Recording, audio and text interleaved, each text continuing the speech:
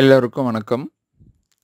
இன்னைக்கு நம்ம எதை பற்றி பேச போகிறோம் அப்படின்னா பரோட்டா. பொதுவாக விஷயத்தை பற்றி இன்னைக்கு பேசலாம். இன்னைக்கு கம்ப்யூட்டர் கணினி பற்றி எதுவும் பேச போகிறதில்ல. இப்போ பரோட்டா சாப்பிட்லாமா வேணாமா அப்படின்னா கண்டிப்பாக சாப்பிட்லாம். அது ஏன் எதுக்கு அப்படின்றத பற்றியெல்லாம் விரிவாக பார்க்க போகிறோம். இது நமக்கு தோணுன, குறிப்பாக எனக்கு தோணுன தனிப்பட்ட கருத்து. இதற்கு இணையான கருத்தாக உங்கள் கருத்து இருக்கலாம், இல்லை உங்களுடைய கருத்து வேறு மாதிரியும் இருக்கலாம். சரிங்களா? இப்போது பரோட்டா அப்படின்றது எதிலிருந்து செய்கிறோம் அப்படின்னா, நம்ம பார்த்தீங்க அப்படின்னா மைதாவிலேருந்து செய்கிறோம். மைதா எதிலிருந்து வருது அப்படின்னா கோதுமையிலிருந்து வருது.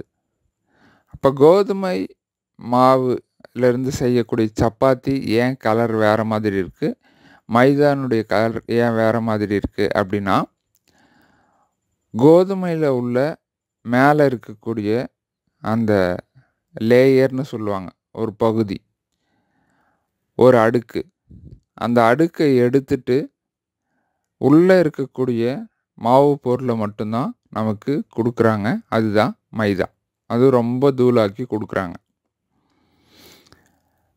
அடுத்து பார்த்தீங்க அப்படின்னா, இந்த மைதா வெள்ளையாக்கிறதுக்காக சில கெமிக்கல் யூஸ் பண்ணுறதா சொல்கிறாங்க.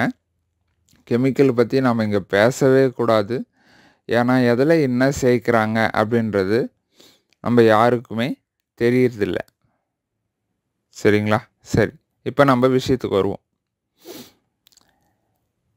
இப்போது பரோட்டா கண்டிப்பாக சாப்பிட்லாம் அப்படின்னு நான் ஏன் சொல்கிறேன் அப்படின்னா, தாராளமாகவே சாப்பிட்லாம். இப்போ மைதா மாவை எடுத்து அதில் கொஞ்சம் தண்ணி ஊற்றி எண்ணெய் ஊற்றி பிணைஞ்சிட்டாங்க அப்படின்னா அது மாவு ரெடி. இப்போ அந்த மாவு கொஞ்சம் நேரம் ஊறினதும் அதுக்கப்புறம் அதை எடுத்து தட்டி சூடாக இருக்கக்கூடிய தோசை தவா மேலே போட்டு எடுப்பாங்க. அதுக்கு கொஞ்சம் எண்ணெய் கூட சேர்ப்பாங்க. அது நம்ம சாப்பிட்லாம்.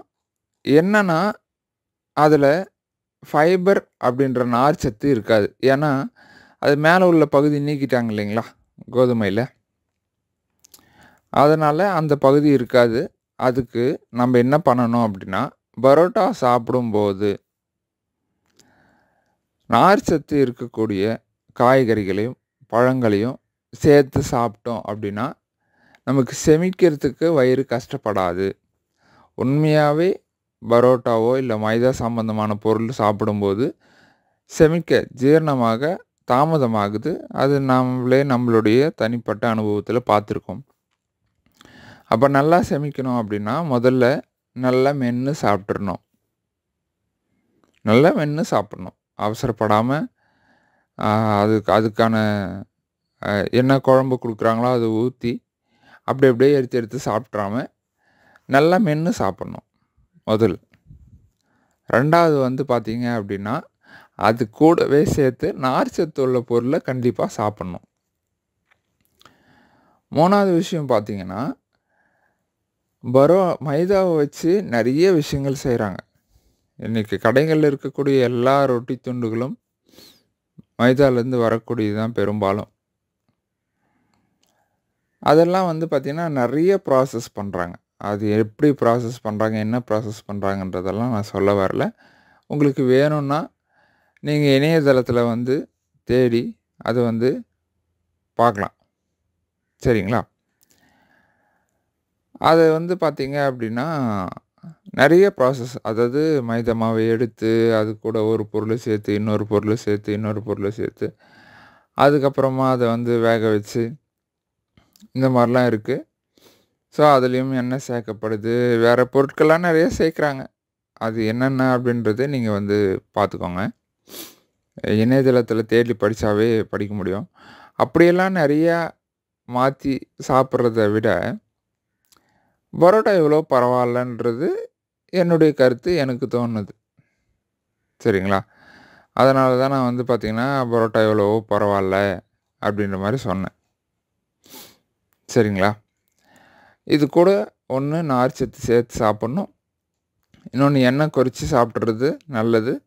நல்லா மென்னு சாப்பிட்றது நல்லது. எது ஒண்ணுமே ரொம்ப அதிகமா சாப்பிடும்போது நம்ம உடம்புக்கு கெடுதல் தான். அந்த வகையில இது வந்து பார்த்தீங்க அப்படின்னா, அதிகமா சாப்பிட்டாலும் கெடுதல் தான். ஆ இன்னொன்னு இந்த பரோட்டா கூட வந்து பார்த்தீங்கன்னா, அந்த மசாலா, இந்த மசாலா அது இதுன்னு கன்னா பின்னான்னு போட்டு சாப்பிடாம, இத எளிமையா நல்லா மென்னு சாப்பிட்டா, இதில வந்து எந்த தவறுமே இல்லன்றது நம்மளுடைய தனிப்பட்ட கருத்து. அதனால இப்படியெல்லாம் நீங்க சாப்பிடுறதா இருந்தால், பரோட்டா சாப்பிடுறது நல்லது தான். அளவா சாப்பிடணும். மத்த மைதால செஞ்சக்கூடிய மத்த பொருட்களெல்லாம் விட இது பரவாயில்ல. இது கூட சேர்த்து நார்ச்சு சாப்பிடணும். அளவா எடுத்துக்கணும். அவ்வளோதான். மத்தபடி இத சாப்பிடவே கூடாது, இத வெறுக்கணும் அப்படின்லாம் இல்ல. பசிக்கிற நேரத்தில எதுவுமே கிடைக்கலன்ற நேரத்தில சாப்பிடணுன்ற தோன்ற நேரத்தில, தோன்ற அன்னைக்கு சாப்பிட்டுக்கிறதுல தப்பில்ல. இதுக்கு இது இது பத்தின உங்களுடைய கருத்து என்ன அப்படின்றத கமெண்ட் பண்ணுங்க. ஏன்னா, நீங்க வேற மாதிரி யோசிப்பீங்க. சரிங்களா? நான் இதில ஏதாவது தவறா சொல்லியிருக்கலாம். இல்ல நான் சரியா சொல்லியிருக்கலாம். இல்ல உங்ககிட்ட இருந்து நீங்க சொல்ற கருத்து மூலியமா நான் எதையாவது கத்துக்கலாம். சரிங்களா?